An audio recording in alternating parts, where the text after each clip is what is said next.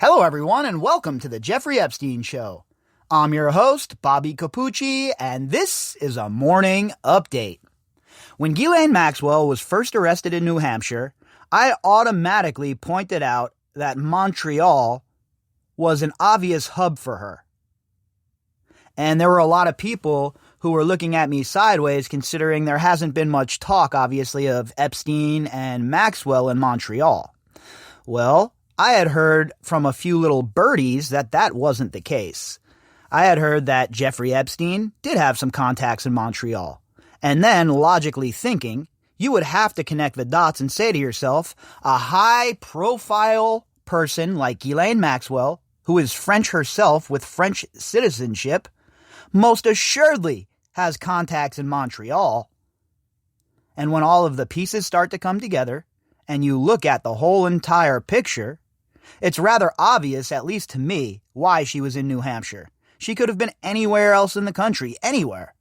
But from the way I see it, she had access to the rat line from America into Canada, and then from Canada, she could have made her escape back to France. Unfortunately, her whole entire life was blown up before she had the chance to do so. In a new article today, we have some more information from Ian Halperin, who we have talked about here on the podcast previously, who's writing a book about all sorts of dirt when it comes to people like Jeffrey Epstein, Prince Andrew, etc., etc. And this author has dug up some dirt about Jeffrey Epstein's time in Montreal. So let's take a look at this article from the Montreal Gazette and see exactly where we're at. Headline, Brownstein. Writer digs up dirt linking Jeffrey Epstein to Montreal. Muckraking Montreal writer Ian Halperin, who has taken on a host of celebs via controversial bios, is ruffling royal feathers in his new exposé. And this article was authored by Bill Brownstein. Now remember, Ian Halperin is the author that we talked about who had the stories about Prince Andrew and Prince Andrew being like a sex-crazed maniac, etc., right? So now he's dishing about Epstein's ties to Montreal. And again, I had heard a lot of rumblings that Jeffrey Epstein had ties to Montreal. And if you're not familiar with the financial sector in New York and how the people in New York roll, these so-called elites, well, Montreal is definitely a big destination for a lot of them. Montreal is a beautiful city, and there's a lot to do there. There's a lot of culture, a lot of nightlife. It's the perfect place for people like this. So when Maxwell was arrested in New Hampshire, my mind automatically went to the connections between Montreal and France, and how Ghislaine Maxwell could use those connections to get away. Ian Halperin is at it again. The muckraking Montreal writer, who has taken on a host of celebs with controversial, unauthorized bios, is ruffling royal feathers in his new exposé on the Joe Exotic of the Windsor family and his connection to deceased convicted pedophile Jeffrey Epstein. And again, always, like I say with these kind of stories and with authors like this, we always have to, take it with a grain of salt, right? We have to make sure we're not getting dog-walked into some nonsense. But a lot of what Ian Halperin has done in the past, as far as his exposés on celebrities, has been pretty decent, right? So it surely is worthy of a listen. Claims depicting the prince as a serial womanizer make up most of the first volume of Halperin's 6-volume controversy, Sex, Lies, and Dirty Money by the World's Powerful Elite. And to be honest with you folks, I can't help myself. I'm going to pick this book up just because anything that is shining a light on the so-called powerful elite, anything that is pulling the veil of secrecy even just a little bit away from them, I'm on board with. Because I don't know about you folks, but me personally, I can tell you right now and right here, I am tired of being controlled by these people. I am tired of these sick bastards being in control of my whole entire life, from the laws that they write to the way that we have to follow them. It is time for an absolute change at the top, folks. Vote out all of these incumbents and send people to Washington, D.C. that actually care about us, the constituents. I know, monumental task, especially with all of the money that is in politics. But it has to start somewhere. And you know where I'm at with that. As I always say, it starts locally. Also included in the first 2 installments of this first volume, now available on Amazon, are references to Epstein's younger days allegedly trolling underage girls in Montreal.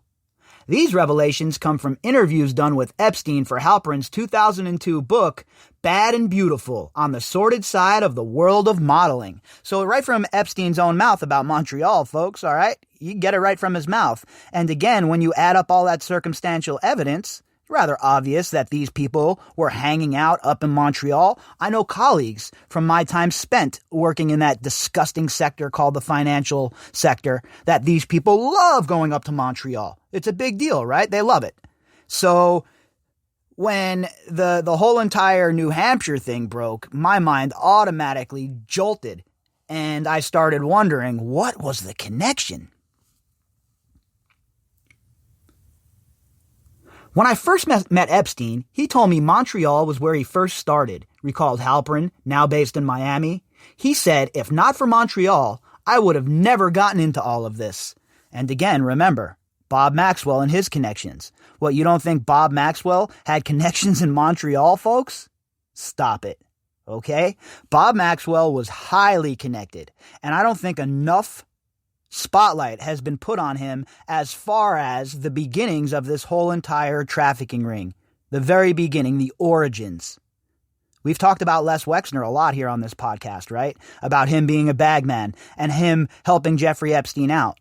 But I believe he picked up the slack after Bob Maxwell was there. I think Maxwell was the one who really got this all kicked into gear. He was the one with the real ties to intelligence, and he was the one that sent his daughter, okay? Think about that for a minute. Sent his daughter into the lair of this beast, Jeffrey Epstein, to get this operation off the ground. Epstein said he was a nerd, a piano prodigy. He took his first trip to Montreal in 1970 and went on a sex rampage with underage girls. He said he made many subsequent trips and Montreal was one of his favorite cities. He talked about how beautiful the Montreal women were. He said, Montreal is where I honed my skills at a very young age. He obviously took that to another level. And look, there has been a lot of chatter about Epstein and Montreal, right? We have nothing in stone, though. And you know my format here. I don't talk about things until they're in the news here. And up until this point, we really haven't heard much about the Montreal connection. But boy, oh boy, there certainly is one. Epstein was 17 when he first visited here. And prior to Halperin's claims, this appears to be the first time an Epstein-Montreal connection has been made. So basically, when he was 17, that's when his love affair with the city of Montreal came into play. That's when he first decided that Montreal was a spot where it would be a quality hunting ground, I guess you would say. I hate even using that terminology, but when you're dealing with a monster like this, a predator like this, I don't know what else to call it. So even at 17, Epstein understood that Montreal was going to be a place that he certainly enjoyed. Epstein's views on Montreal are further corroborated by another of his acquaintances, Claude Pepe, based on 2 interviews Halperin conducted with the French citizen. Pepe once came to a Grand Prix in Montreal with Epstein, and he, too, said Epstein really loved Montreal, Halperin recalled. So remember, do you think that Jeffrey Epstein was just hanging out in Montreal with no contacts? Do you think that he wasn't being wined and dined? Do you think that Jeffrey Epstein wasn't hanging out with local politicians or local big shots? Of course he was. He was establishing his network like he always did. Great. Just the kind of recognition the city needs. Epstein turned out to be one of my few sources for Bad and Beautiful. I spent hours with him in 1999 and 2001 and met him years later at several tennis events. I had no idea back then that he'd become such a prolific sociopath, a man who'd become the most notorious child sex trafficker in the world. That's because he had been such a prominent figure in upper New York society, Halperin said. And again, this is all prior to Epstein's arrest. And you know my stance on that. Even though I might not agree, and I think that people around him totally knew what was going on, at least they can form a defense and say, look, this guy wasn't convicted of anything when I was hanging out with him. I have no idea that he was a child sex trafficker, blah, blah, blah, blah, blah, right? But after the fact, after he was convicted, sorry, no excuse whatsoever. And Epstein being up in Montreal here, again, is this another spot now where we have to start digging in? How many unnamed girls were abused from Montreal? How many girls were ferried from France to Montreal and abused and then sent back with no one being the wiser? I'm sure several. I don't have evidence to connect that, but look, I'm just basing it off of Occam's razor here, right?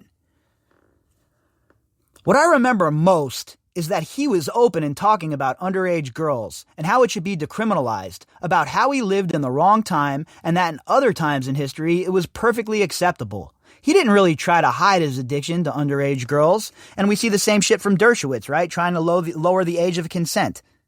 Is it any wonder that these two people found each other like a moth to a flame? Give me a break already, all right? Alan, I kept my underpants on, Dershowitz.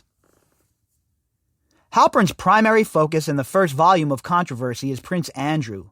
While he has had many contentious moments in dirt-digging probes on Scientology, Michael Jackson, Kurt Cobain, Whitney Houston, Celine Dion, and Guy Laliberté, his detailing of the alleged sexual predilections of the Queen's widely reputed preferred son will probably top them all. And it's likely Halperin will again be sleeping with one eye open. I'm not, you know what? I think that stuff's overblown at this point. I think the cat is out of the bag. This isn't like it's one reporter exposing all of this with a huge expose. There are way too many voices to silence them now. It is over for these people. The days of them operating in secrecy are over. They're not unbeatable. These intelligence agencies, they're not infallible. They make mistakes. They screw up. And now that it's been exposed and it's been put on blast, this part of their story is over, folks. This shit is done. The Epstein inner core trafficking ring has been shattered. Now, it's time to indict the core four. And it's time to bring in all of the enablers who were involved. But as far as Jeffrey Epstein or Ghislaine Maxwell sowing any more sorrow or disgustingness, that's done. That ship is sailed. Ghislaine Maxwell is going to spend the rest of her life in prison. Always. It's part of the territory. But the only people close giving me a headache like the royal family has is the Church of Scientology, Halperin said. Just minutes before Controversy was slated to be published, I wasn't sure it was going to happen. But I've been through this rodeo before, and I stand my ground with all the necessary documentation. So Halperin says he's showing up with receipts. He's standing his ground. He's ready to fight. He don't care about the pushback. He says that this is the truth. So I'm going to have to read this book, obviously, and take a look at what Mr. Halperin's saying. Because a lot of this stuff here he's talking about with Montreal, it's a big missing piece, right? A big missing piece to the puzzle. We can't get the whole entire thing built if we don't have all the pieces. In this case, that includes testimony from royal family staffers and other eyewitnesses. Halperin also met the now incarcerated Ghislaine Maxwell, Epstein's alleged partner in crime. She introduced Andrew to Epstein. She was a high society pimp, child abuser, co-conspirator, but she wasn't the main person in Epstein's child sex trafficking, Halperin claimed. No. She wasn't. Jeffrey Epstein was the key component in his mind, but in Ghislaine Maxwell's world, who do you think was operationally in charge of it all? Oh, it wasn't Jeffrey Epstein, my friends. But here's the kicker.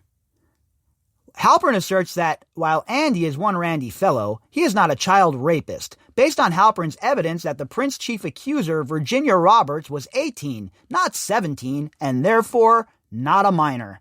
Yeah, I'm going to need to see that proof, Mr. Halperin, because I have not seen anything that says that yet. But look, I am always willing to look at evidence, right? If anything new pops up or there are new revelations, of course, I want to see it. At the end of the day, I want to get to the truth here. I want justice. Regardless, this by no means exonerates the prince from allegedly engaging in abusive sexual behavior regardless of the age of the survivor. And I've said that from the beginning. If you're having sex with a trafficked woman, that's a wrap for me. I don't care if she's 80 or if she's underage. You're taking advantage of an abused woman who's being trafficked against her will. Therefore, you're a scumbag, okay? And an abuser. I'm not saying Roberts is fabricating it, but what I prove is that she got the timeline wrong. I have incontrovertible proof Prince Andrew did not sleep with underage girls. The book portrays him as a serial womanizer, although my mission here had really been to nail Prince Andrew. After interviewing 600 people, and as the case progressed, I came up with a smoking gun. Actually, I think the royal family will be pleasantly surprised by the book. I wouldn't bet on that. Halperin's controversy well may make Netflix The Crown look like a jovial Sunday picnic in the park with the Queen and her corgis. All right, well, there you have it from Mr. Halperin. According to him, Prince Andrew and Virginia, he says that Virginia was not 17. Again, I have not seen any evidence to prove that, but here we are. We'll wait and see what's in the book, I guess, and we'll wait to see what he provides as far as evidence to his claims. But like I always say with this stuff, and like I said earlier, we always have to be careful of what comes out in these books, right? Again, the goal for these authors is to sell books. So they're going to make it as salacious as possible. I think the most important thing here, though, is the Jeffrey Epstein connection to Montreal. It's very important to me that we figure all of that stuff out because the origin tells the future, right? If we can put all of the pieces together and figure out how it all started, what the beginnings were, what the start of everything was, then it's a lot easier to navigate as we go back and put those pieces together. And I think that Montreal is a place that needs a better look, a longer look, and I think that if we continue to progress down that path, that we are bound to find more girls, more women who were abused by Jeffrey Epstein and Ghislaine Maxwell in Montreal. If you'd like to contact me, you could do that at bobbycapucci@protonmail.com. That's BOBBYCAPUCCI@protonmail.com. You can also find me on Twitter at BOBBY_CAPUCCI. All right, everybody, all of the links for this episode are in the description box. As for me, I'll be back later on. I hope you all have a fantastic Monday.